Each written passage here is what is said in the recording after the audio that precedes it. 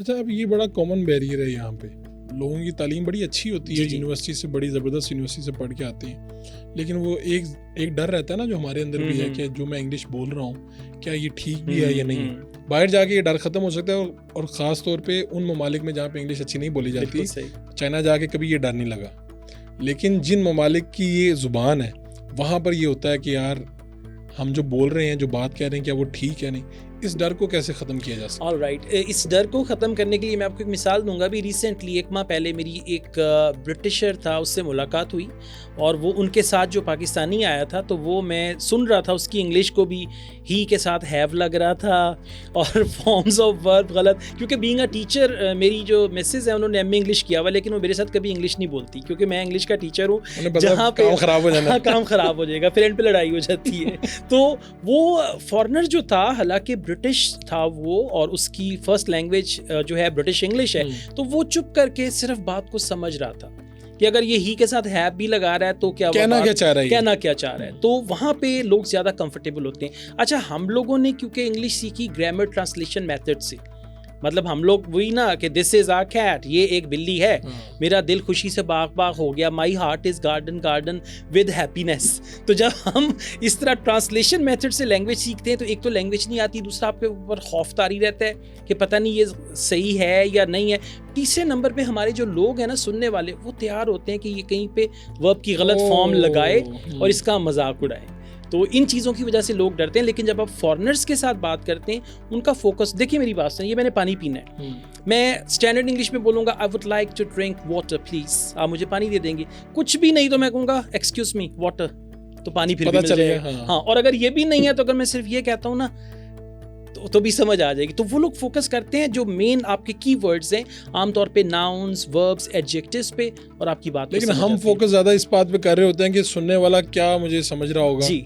तो यानी आप कह रहे हैं कि अपनी बात समझा देनी चाहिए, कह देनी चाहिए। हाँ जी, लेकिन इसके साथ साथ आपको राइट इंग्लिश भी सीखनी चाहिए। मतलब वरना ये कि आप जब आप इंटरनेशनल मार्केट में आते हैं ना, तो लोग फिर आपकी इंग्लिश को सुनते हैं, देखते हैं, तो आपका जो ट्रस्ट और क्रेडिबिलिटी, अब मैं जैसे आज आइल्स पढ़ाता हूँ, तो अगर मेरी इंग्लिश भी पैथेटिक होती तो शायद फिर मुझे कोई भी ना सुनता। तो हमारे बड़े बड़े स्टार्स हैं, उनका भी ये मसला है कि लोग बात उन पे नुक्ताचीनी करते हैं कि यार ये देखो इसने इंग्लिश का, बल्कि ख़ास तौर पे जो हमारे क्रिकेटर्स हैं उनके साथ बड़ा मसला होता है। वो अब इंटरनेशनल इवेंट होता है, जी जी बिल्कुल, और वहाँ पे आपको इंग्लिश बोलनी ही पड़ती है। कई लोग हैं अवॉइड करते हैं, लेकिन नहीं, आपको फिर बोलनी पड़ती है। तो अब आपकी तालीम नहीं है, कुछ नहीं है, तालीम का इंग्लिश से ताल्लुक़ है बोलने से, या ये वैसे सीखी जा सकती है? देखिए, एजुकेशन जो है ना, जहाँ तक उसका लैंग्वेज के साथ कोई ताल्लुक नहीं है। लैंग्वेज जो है वो एक नेचुरल एबिलिटी अल्लाह ताला ने इंसान को दी है कि इंसान दुनिया की कोई भी ज़बान सीख सकता है। अच्छा, मतलब ना एक बड़ी बेवकूफ़ाना सी बात है कि हम लोग जब थे स्कूल्स में, कॉलेजेस में, तो अक्सर ना बात करते थे, देखो यार अंग्रेज़ों के बच्चे भी इंग्लिश बोलते हैं। मतलब हमें हैरत होती थी। ऐसे मैं लोगों के साथ मजाक करता हूँ, मैं कहता हूँ देखिए यार कितने पढ़े, इनके अनपढ़ भी इंग्लिश बोलते हैं। हाँ, अनपढ़ भी इंग्लिश बोलते हैं, बिल्कुल ऐसी ज़ुबान है उनकी।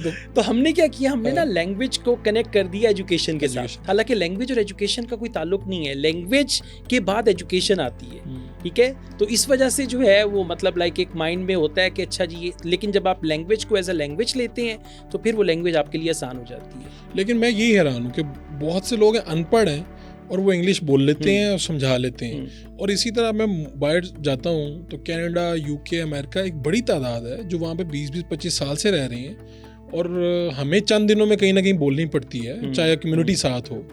तो वो उन्होंने फिर भी नहीं सीखी। यानी ये कौन सा बैरियर है जो आपको रोक लेता है? जो बिल्कुल ऐसे, ये बैरियर है आपकी कंपनी का।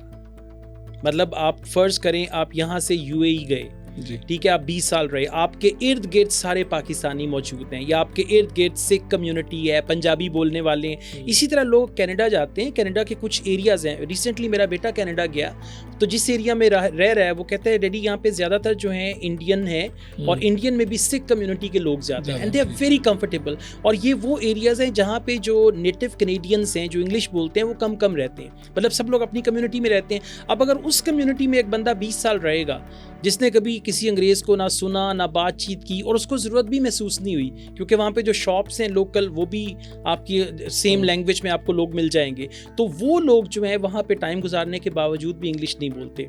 लेकिन कुछ लोग ऐसे हैं जो जाते हैं 2-3 साल के बाद ही ऐसी ज़बरदस्त कनेडियन इंग्लिश और बोल। तो आप कह रहे हैं कि अपना जो कंफर्ट जोन है उसको भी तोड़ना चाहिए? हाँ जी, उसको तो बाहर निकलना चाहिए। जी बिल्कुल, बिल्कुल ऐसी है।